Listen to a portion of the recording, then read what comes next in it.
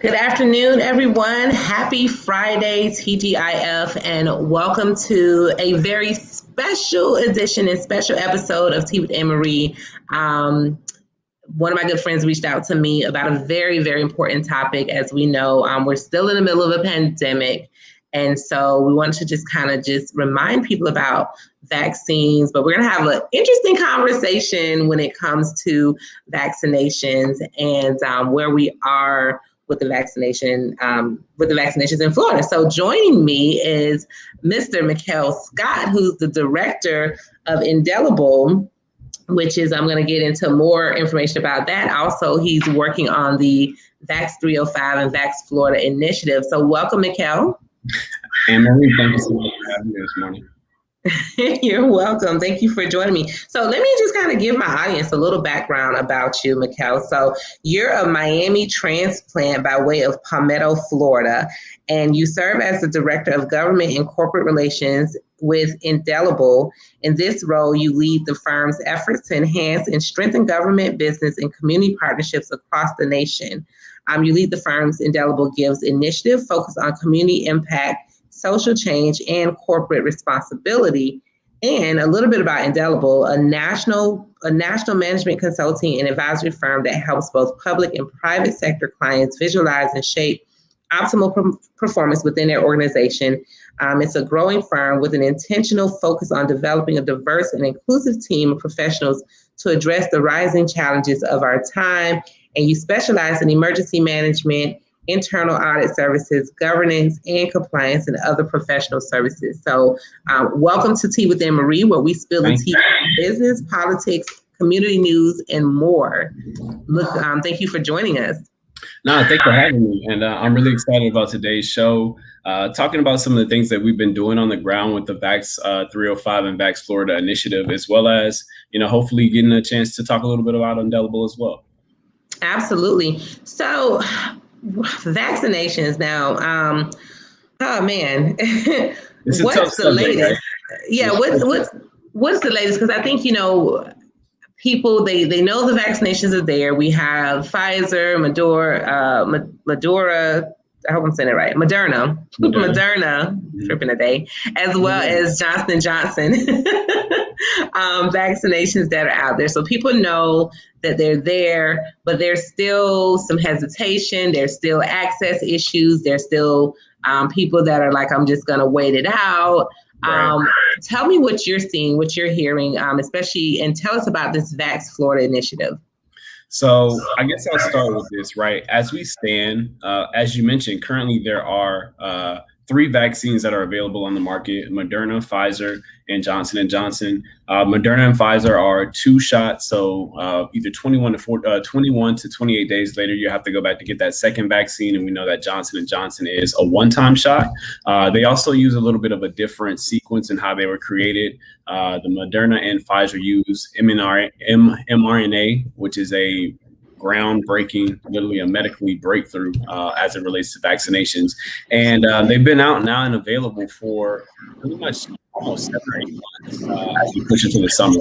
And what we've been doing with the Vax 305, the Vax Florida initiative, is we're bringing more awareness to the availability of the vaccine, but also giving people information. Because as you mentioned, there's a lot of misinformation out here. There's a lot of hesitancy and deliberation, and particularly in communities of color and in African-American communities, a lot of folks just haven't really prioritized it yet. And some of the statistics are showing that here in the state of Florida, about 17% of Black people have been vaccinated. So, that's really scary when you think about how the pandemic affected our communities last year. We had the highest contraction rate of the coronavirus. We were contracting it and passing away from it, being hospitalized at a higher rate. And so now that we kind of have gotten out of the hardest times, people are getting really comfortable, right? They want to go back outside. People aren't really wearing their masks much anymore. And it's kind of scary, to be honest with you, because we're not out of the pandemic and we're not in the clear. And the vaccination is the quickest and most effective way to get us back to what we saw before we really lost a year of our lives. Yeah. I have so many thoughts on this topic itself. And, I see that, for us to have that low number of vaccinations, but I'm seeing, especially on social media, I'm seeing tons of events. I'm seeing tons of people just out and about, no mask, whether it's at nightclubs, festivals, restaurants, parties, family engagements, wherever it is. People are just really out, like as if there's nothing happening. There's no pandemic. So it makes me wonder, especially in our community, with so many people out and about, but such low vaccination numbers. How risky is this behavior? Well, I would say it's very risky, right? So, as I mentioned before, we were contracting the virus at a higher rate. And what we've learned about the coronavirus is that individuals who have underlying health conditions, so folks that might have diabetes, high blood pressure, obesity, and a lot of these other chronic diseases that, number one, plague the African American community at the highest rate. Our communities have the highest rate of diabetes, highest rate of obesity, chronic heart issues. And so, when we look at who's most vulnerable, we are in that number. But then when you look at the vaccination rates, right, you have white folks, white Caucasians being vaccinated at a much higher rate than we are. And you were even seeing things in the beginning when the vaccines were just made available, people coming from these richer neighborhoods to Black communities, where the state of Florida had made access available to the vaccine so that our communities could get it and get it first. And they weren't taking advantage of it. So when you think about what that virus can do to you, and you think about what we've already seen, right? Hundreds of thousands of people that died. And still, even today, if we look not only in the United States, but across the world, the pandemic is still very much so real. And there's also other variants that are now starting to travel across the entire world from different places like India and the UK. So it's just really important that even though it might not be a hot topic anymore, or it might not be in your IG channel or your timeline, it's still very real. Well, I want to address that because I think that because it's not talked about, because the numbers are not being reported. I mean, the state of Florida, the governor recently decided that he was not going to report the numbers, the daily cases anymore. We were just going to get weekly reports. And, I also want to bring to which I don't hear people talking about this. I'm very concerned that, number one, we don't have as many testing sites for people. We don't have many free testing sites for people anymore. The average test right now, if you don't have insurance, costs you anywhere from $119 to $199 for a COVID test. So if you have to travel, if you have to get tested for work, whatever that case is, and you don't have health insurance to cover that, it's very expensive. So I think the numbers, we're not seeing the true numbers of infections with the virus because people either probably don't have access to testing because the sites that were there are no longer there to the public, and it's costly to get tested as well. So I think the numbers are skewed because of that. And because the numbers are skewed and we're not getting daily reports of the numbers, we're only getting weekly, and we're not getting reports on the variants, which some of them are very dangerous. All of them are dangerous, actually, but the more deadlier ones that are coming out, we're not getting accurate. They're more so we're not getting accurate reporting on this information. The media is no longer covering it because they're not even getting the data to cover it, right? And they have moved on to other hot button issues for whatever reason. So I think all of that, and then we're not seeing people drop like flies on our timeline, for lack of better words, and with no disrespect, by the way. But we're not seeing, when we saw people literally dying every day on our timelines and our social media, it was like, oh my God, so I think all of those, in addition to whatever theories, in addition to the hesitancy, in addition to it being an emergency vaccination versus FDA approved, et cetera. I think all of those things are playing a role in this vaccination stall that we're seeing. Yeah, and you touched on a lot of great points, Ann Marie. And so, what I want to do first is talk about what you mentioned with access, right? So, when we talk about access, I will say this: the state of Florida actually did a great job of providing access where it typically wouldn't have been. We know that you can get vaccines at Publix and Walgreens and all these other locations that, unfortunately, if we look around our communities, a lot of times you don't necessarily see those places. You don't see those grocery stores. You don't see that access to pharmacies. So what they did was they put sites, state-sponsored sites across Miami-Dade County. And as of now, there were 12 sites originally placed here that are still available. However, what we saw is that even as we were in Duval County and we were doing this engagement in Virginia as well, because that's where we started it, because as I mentioned, Indelible is a national firm, we're seeing that the hesitancy in the Black community is causing issues with the access. So we have access, but now we have hesitancy and we're not going to get it. So we're spending millions and millions of dollars of resources to have that vaccine there where people aren't even coming out to take it. And so where we're at now in the state of Florida, as you mentioned, we specialize in emergency management. So currently the state of Florida is still under an executive order and an emergency order. However, as we know and we've seen in the news, things have been changing. And as it looks from a governmental perspective, the state of Florida is starting to prepare for things like hurricane season, and a lot of folks have been vaccinated. So at this point, there's going to be a roll down for services. So as early as the end of June, a lot of the state-sponsored sites will no longer be available. And so for those people that are saying, oh, well, I'm going to wait to see what happens. So now you're in a situation where you don't have health insurance. The site that was down the street from your house just closed. You don't have a Walgreens. You don't have a CVS. You don't have a Publix in your neighborhood.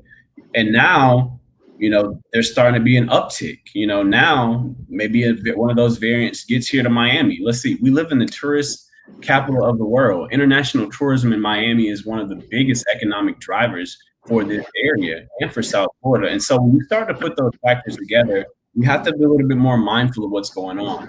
We can't say that Florida didn't give us access and try to blame the governor and say, well, he didn't make it available, because they did.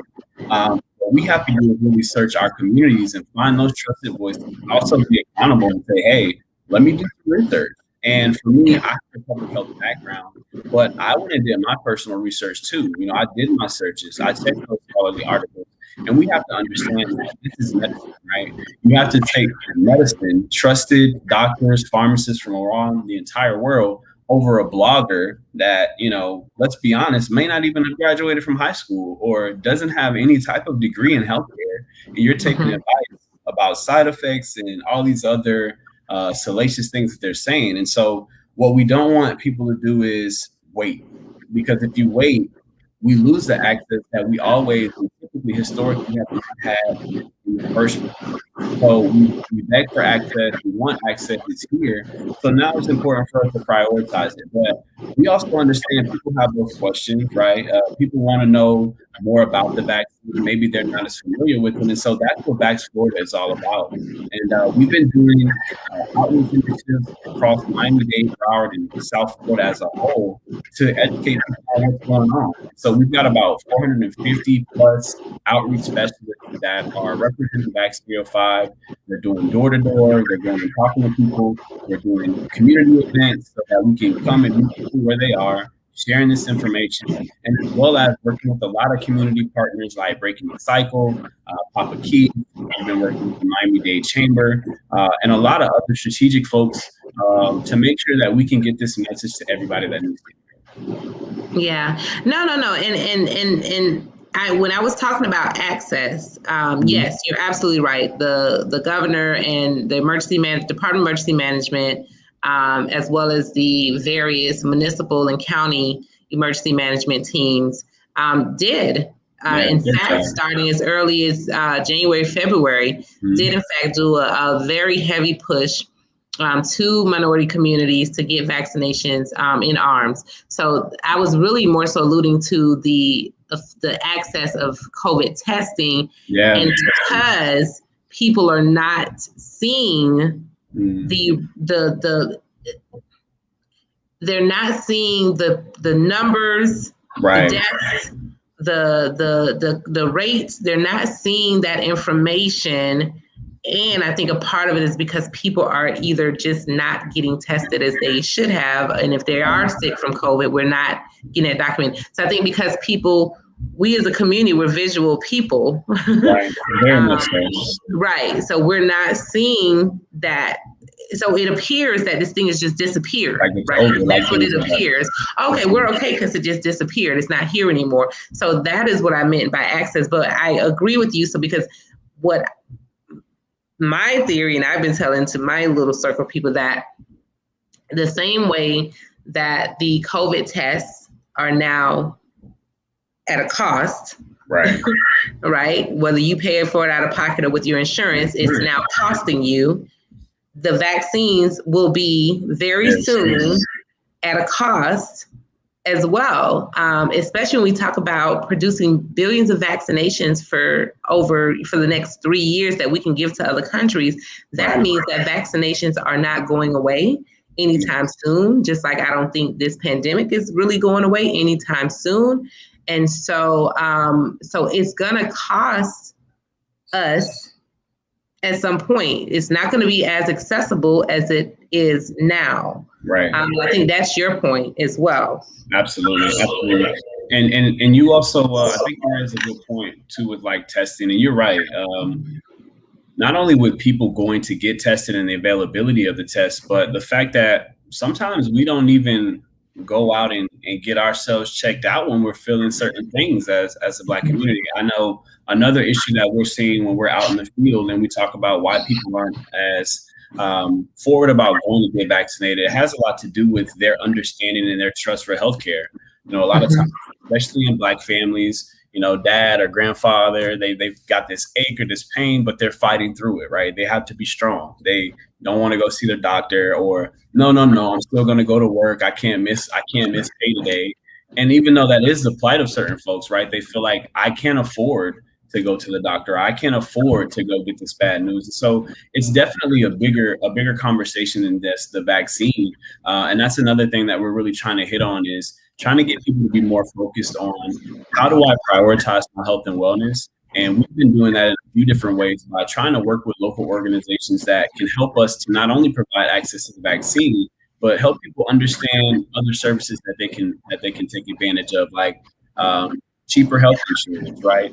Telehealth services that are much less expensive than going to the emergency room to try to get something checked out, where you can really have a conversation with the doctor in a way that, you know, doesn't make you have to go to the emergency room, put you in a bad situation. So for us, it's really a holistic approach, and we know that the vaccination process is the most important thing right now. But as we do start to regain some sense of normalcy, and hopefully the work that we're doing and a lot of these other really dedicated organizations will help to kind of move past that deliberation phase and see that, hey, this is the best thing for us. And not only myself, right? It's not just about me, it's about all of us. And the only way we can reach herd immunity, which is around 70% of the population being vaccinated, is for people to go out and really prioritize this. Yeah. Let me ask you, so I want to get into the impacts personally when it comes to vaccinations, or the vaccinated versus the non-vaccinated. I went to a business event recently and I was wearing a mask, and this was an indoor event, probably 300-400 people. No one wearing a mask. I wore mine, except for like the 5 minutes that I tried to hurry up and eat. And so I had someone ask me, so Ann Marie, are you not vaccinated, or are you just being extra cautious? And so I said to that person, I said, well, even the vaccinated can still get COVID, right? And so he said, oh, yeah, you're right. I said, yeah. And we're in a room with 300-400 people who we don't know who has been vaccinated or not. In addition to that, I was like, you know, vaccinated people are probably more dangerous to the unvaccinated, because you're asymptomatic if you do have COVID most times. Those are great points. Those are great points. And so what we do our best to do, right? The CDC is the leader as it relates to providing the most up-to-date guidance on the COVID and the coronavirus and how we should move as individuals who are vaccinated or unvaccinated. So as it stands right now, if you're one of those people that are still hesitant about getting vaccinated, you're still going through your deliberation phase, and we even call it healthy hesitancy. That's completely fine. But if you're out and about, by all means, you should always be wearing a mask if you're going out in public, if you're interacting with people in your family and you haven't been vaccinated. You not wearing a mask, you are directly putting someone that you care about or someone that you work with in danger, because you could easily have that virus and be a carrier of it. And for those people that have been vaccinated, and what does it mean to be fully vaccinated? Well, according to the CDC, once you have been 14 days past your final shot, and so if that's a Pfizer or Moderna vaccine, 14 days after you've gone and gotten your second shot, you are then technically fully vaccinated. And so as of now, they're saying that it is okay for you to go out into public, open spaces, or there's smaller groups of individuals typically. And when you're out and about, and not wear a mask, right? They're saying that you are protected by the vaccine. There are very high efficacy rates with each of the vaccines that are out right now. And they're even proven to protect against some of those other variants. There are recent studies that came out that are sponsored by Johns Hopkins that are speaking to the fact that they have been researching how the Pfizer and Moderna vaccine, as well as the Johnson & Johnson vaccine, react and can protect against some of these other variants that we're seeing in the UK and in India. So that's an important thing to remember as well, because those viruses, those forms are more contagious. Some of them have been shown to find or have a lot more violent side effects in individuals. And so if you are vaccinated and you're in a huge crowd, I mean, it really is a certain thing you have to think about. Your own personal feelings, you can do it. The CDC says it's okay. However, if you're in places where there's a mandate, or if you're in an establishment that's asking you to put the mask on, I say it's always important to respect people and the guidelines that they have, because the CDC does say to follow local ordinances, local mandates. But here in Florida, a lot of those are being waived. So it's even more important to protect yourself when you're out, because now people don't necessarily have to wear masks anymore. And that's getting a lot more lax, which is potentially putting us in a more vulnerable state. I think it's definitely putting us in a more vulnerable state. First of all, let me personally say, I think it's each person's personal choice if they choose to get vaccinated or not. It's your personal choice. But what I will say is that whether you're vaccinated or not, I think you still have to be considerate that we're still in a pandemic. We still have variants, and that you can still get COVID. You may not be as ill from it. You may not die from it, but you can still get it and pass it on to someone who is not vaccinated, and vice versa. Someone who is not vaccinated can have COVID and pass it on to others who are not vaccinated, as well as those who are vaccinated. So I think we need to be very mindful of the fact that you're not out of the clear just because you're fully vaccinated. Right. And you do put those who are not vaccinated in danger as well. No, listen, you're absolutely right. And I know it sounds right. Let's be real. We don't have a crystal ball. And so what we know is that we have experts, just like, I'm an expert in my field. There are experts that are studying medicine, epidemiologists, right? People that have dedicated their lifetimes to this type of work. And so it's like they've been putting all this time in literally since the onset of the pandemic, working around the clock to find a way to end this pandemic, to end this terrible situation. And now that they're there, we have to at least do our own research, right? And we're not here to peer pressure people. With Vax, Florida, Vax 305, it's about awareness. It's about education, right? Healthy hesitancy is fine. So if you want to talk to a medical professional, we actually offer that service. And Dr. James is our medical director. And he actually has a team of experts, RNs, LPNs, that field thousands of calls at this point. We've had thousands of folks that have said that they would be interested in talking to a doctor. And then what we do is we talk to them, answer those questions that they have, find out what it is that's keeping them from getting the vaccine. And then for those people that have that conversion and say, you know what, I'm glad you helped me with this information, and point them in the right direction of the closest vaccination site, whether it be the state sites or if they happen to have access to a local pharmacy, CVS or Publix, encouraging them to go there to make sure that they take care of that. Absolutely. So let's have a little fun with this a little bit. Okay. So serious, So you may not know, but I wrote a book back in 2017 called Chronicles of a Serial Dater. Okay. And it's my personal journey through the good, bad, funny, hot and steamy of dating and relationships. And so I'd say to people, I'm not a serial dater on purpose. But, when we talk about for my folks out there, because, during the pandemic, if you were single, man, it's been hard for single folks. Right. During this pandemic, right? First, if you're not quarantined with anyone but yourself. Right, you're isolated. You feel like you're isolated in the world. Exactly. And even if you did want to meet up with anyone, it was like, oh, well, how do I know you don't have COVID? How do I know you're so it has become the new know your status. Absolutely.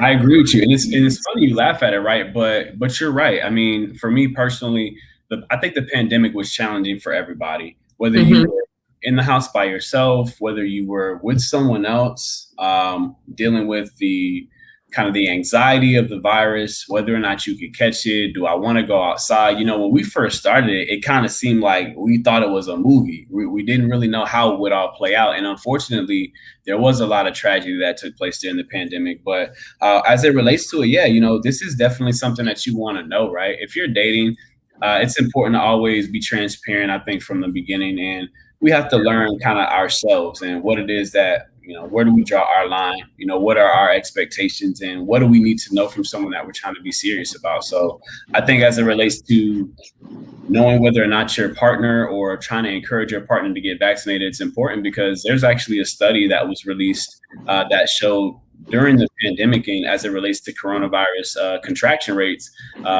about 38% of spouses, about 1 in 3 spouses actually gave their spouse the virus, right? They contracted the virus from their spouse because they're in close quarters, they're intimate, whether that be any type of protection you want to share, you're not social distancing. And so for you to be unvaccinated and your partner be, I think that's something that you really want to try to come together collectively to make that decision, right? It's not about forcing, but we also have to be mindful about protecting ourselves and the people we love. Absolutely. Well, that was a question. Should someone jump into a relationship with someone who hasn't been vaccinated or who says they don't want to be vaccinated? I know, me, I'm personally no dating expert, right? I'm not a dating coach. And I think we have to be responsible in it, but it's kind of like a personal choice, right? I personally think if you're going to have somebody that you're interested in dating and you're thinking about taking them around people that people that you care about, that should be a concern. Unless they're going to wear masks, unless they're going to be, take those extra precautions. You've got your grandma and it's, Father's Day is coming up. You want to go see granddad or however this works. And I guess if you're just getting to know somebody, maybe you're not bringing them around your family just yet, but I'm sure you might bring them around your friends, right? You got to take them around your homegirls and make sure they can fill them out. Right, or vice versa. Let's be real, right? You know how we do. We do a little the group date to fill out the room, but it's important, right? And it's not something to scare people, but it is because you never know. You could be that person that catches that. And personally, for me, I actually had the coronavirus, and during the pandemic, I had it, and I went through those symptoms, and I know what it felt like, and I actually got it from from a peer group, being out amongst folks, and then, multiple, we all had it. Next thing, we were all sick. So not taking that extra precaution can result in getting that virus. And fortunately for me, I dealt with it for about 3 weeks. It was about 3.5 weeks. Lost my sense of taste and smell. I had terrible headaches. And in the beginning, it was just very bad sweats and all these symptoms that I wouldn't wish on anybody. And that really came from me being around my friends that I know, that I talk to all the time. So to be around someone new and not ask some of those questions, especially as we're dealing with health issues, we're dealing with so many other things that are going on in our times. I think, you need to start your relation off with certain conversations. If you're going to be serious about it, try to do that. Yeah, it's definitely one of those upfront questions. Do you have COVID? Have you had COVID? Have you been around somebody with COVID? What's your hangout habits? Have you been vaccinated? Do you wear a mask? Because it'll also show you, like, because if you're a person, for instance, if you're a person that's really concerned about this, like, it's giving you a lot of anxiety, do you really want to be around someone that's gonna, or date someone that's gonna look at your situation and say, oh, well, whatever? Even if they personally don't believe in getting vaccinated, or if they personally have their questions or concerns, if that person's interested in you, they're at least gonna pay attention to your feelings, right? And if they're not paying attention to your feelings on something related to your health, I mean, that's a light bulb. That should be an aha moment, right? I mean, we gotta be more mindful. But like I said, I'm not here to tell anybody how to date or who to date. But I would say, if you got someone you care about and neither of you have been vaccinated, there's a lot of information out here that can ease your mind. And over 150 million people across the United States have been vaccinated at this point. And studies are showing not only these people recently, but the studies that took place before the FDA even authorized this, those folks are gone. There are no scientific evidence right now that's showing any widespread fallouts or people having these crazy, arms falling off, it'll turn you into zombies. I've heard everything. Nobody turned into a zombie yet? Listen, I got that Pfizer, so I got the Pfizer, and I'm good. I haven't been night crawling, so I think people need to find a way to buffer between what social media tells us. Obviously it's entertaining, and there's a lot of people that have their opinions, but are you doing this? Are you making a decision because you don't want to do it, or did you listen to someone that has swayed your position? And I think as it relates to personal health and personal wellness, we just have to take responsibility for ourselves first, and then we'll go from there. Awesome. Well, one last question on the vaccination. Then I want you to tell us what you have coming up. So say that whether you're a family member, in a relationship, whatever it is, they've been vaccinated, right? But they end up getting COVID. How does someone best support them? Do you quarantine yourself as a result as well? And what are some of the best health practices that you can utilize, especially if you're both vaccinated, right? Two people vaccinated, but somebody still gets COVID. What do you do then? How do you handle that situation? So, according to the CDC, they're saying, if an individual is in your home, if you've been fully vaccinated and they have COVID or they have the coronavirus, there is not a necessary need to quarantine from that person, right? Because there is an efficacy on getting vaccinated. That's around, Pfizer and Moderna are around 96, 97% efficacy. And then the Johnson & Johnson is a short way behind them, but they all protect us. And if someone does have it, I think the most important thing to do, obviously, wear a mask. If you know that they have it, they've had a positive result, that's just an easy thing to protect yourself. Even if you are vaccinated, you want to be extra cautious, but also making sure to clean up, disinfecting surfaces, making sure that whatever room that person is in, it might make sense for them at that time to just maybe be in their own area if it's possible. If it's not something to have a great concern about, because what we've seen in the studies, if you get vaccinated, even if you do contract the virus, typically your symptoms are much more mild. You might start to have something like the headache symptoms, might be a small flu-like symptom, but it's not going to be debilitating like you're hospitalized now or you're on a respirator, like what we were seeing when the pandemic first hit. So there are still those precautions to do. Cleanliness is important, washing our hands, disinfecting surfaces. And if someone in your family or your household catches it, give them love, right? Make sure that you're being cautious. Put a mask on if it's something that you feel like you need to do. And it's always just an extra barrier of protection. Yeah. So last thing, for those who got vaccinated January, February, March, we're coming up on this 6 months timeline. What happens to the vaccine efficacy with those who got vaccinated early on? Are there boosters that are now available? Do they have to get revaccinated within the next couple of months? What is happening? What are you seeing in that particular arena where people have been vaccinated for some time, and now this whole 6 month window that was given is kind of coming up in the timeline? So that's a great question. And with that, there's studies going on where they're trying to determine, based on some of those previous candidates, right? Some of the people that were in those trials that have been vaccinated for a longer period of time, they're trying to see whether or not a booster shot is going to be necessary. Right now, it's a conversation topic, but they haven't gotten to a point where the FDA or the CDC has said, yes, we will need to get boosters. It's something that's still being studied. And as I mentioned, this is something that we're learning as we go. A pandemic is something that's unexpected, but we do have the tools we need. And we have a lot of very qualified medical professionals, and not only just medical professionals, Black medical professionals that have been very vocal on this. Even with the Moderna trial, there's actually at the helm of that, African-American woman who was spearheading the efforts to do research on that particular vaccine to make sure that it was good for not only, the common, but all folks, right? A diverse audience of people with diverse background people.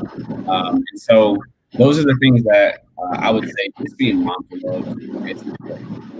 Yeah, well, I would just add, shouldn't people then also even more so be more cautious of, just being kind of just out here? Because if they got their vaccine a while ago, mm-hmm. and the efficacy goes down over time, then should they not, like we said earlier, continue to wear masks while they're and still exercise some of the same protocols that we had in place before?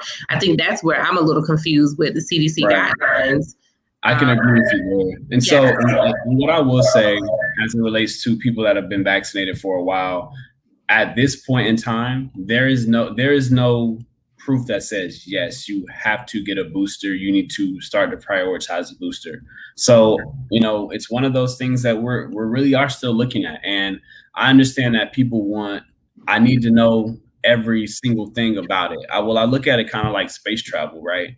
These are people that are trying to chart into foreign territory. They're doing the best they can. They're doing an amazing job at it, but there still has to be a development of time that goes by for them to do their research and for us to get the answers we truly need. But they have not issued any type of conversations about boosters. And there are even some studies recently, a Bloomberg Health conversation took place where they're actually saying whether or not you need boosters at all. Right? The mRNA sequence for the vaccine is truly a breakthrough. And so a lot of people are a little confused about it. They think it happened overnight, when in reality, that particular form of vaccine has been studied and has been, in the lineup for some years now. And they even used it to combat things like the SARS virus when it broke a few years back. So there's a lot of things that aren't necessarily on the mainstream. You're not going to find them on Instagram, right? You're not going to see them on TikTok. But studies exist. And so we have to be very mindful of how we get our information. And like I said before, making choices for ourselves and not based on people that are not experts in that field. Absolutely. Well, Mikhail, tell us real quickly what you have going on and how we can learn more, how we can get in touch, etc. This is the exciting part. So, like I said, Vax 305, Vax Florida, we have a lot of events going on this weekend. Juneteenth is an official federal holiday now, and I know that's a big deal in some ways because it's representing our true freedom, right? It's an opportunity for us as an African American community to celebrate the fact that, July 4th was not our emancipation. And so now having that on the books and being able to celebrate that going forward, we have a series of events that are going to be surrounding Juneteenth that are taking place across Miami-Dade County. And we also have a huge Father's Day gospel event that's taking place at Florida Memorial University. And it's a free concert for the entire community. It is limited capacity, so the tickets are going to go fast. But we're inviting all of Miami-Dade to come and have an event where you can learn as well as be entertained. And we will have the vaccinations on site at that event. So if you haven't had a chance to get vaccinated, you can come and get a nice show. We're going to have an amazing lineup of artists. And let me go ahead because there's so many of them. Let's give us the top ones. Mitchell, Dorinda Clark Cole, Anthony Brown and Group Therapy, Dwayne Harvey, Melvin Crispel, Tiffany Boone, Pastor Mike Jr., James Fortune, Lex Andrea Johnson, and MVP Band. And so this is going to be taking place at Florida Memorial University this Sunday, June 20th. It's at 4 p.m., but the doors will open up at 2. And anybody interested in going to sign up on that, they can go to www.vaxfl.org. That's vaxflorida.org. And you can see our event calendar. We've got about 4 or 5 events that are taking place this weekend. Some things that we're doing with Papa Keith down in Richmond Heights, as well as the Little Haiti Cultural Fest that's going to be taking place tomorrow on Saturday. We'll be out there as well, giving out a lot of great information, sharing some news, and there will be vaccinations available at every single event that we do. So you have those. If it was an access and you just couldn't get there because you was working, we're going to bring that to you so you can have a nice weekend of family fun, but also, making sure that you're sharing this vaccine and information around it so that we can make sure we don't lose any more people.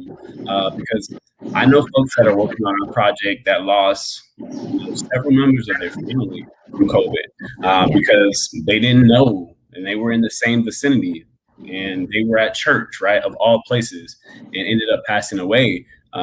So it's not a joke. It's very real.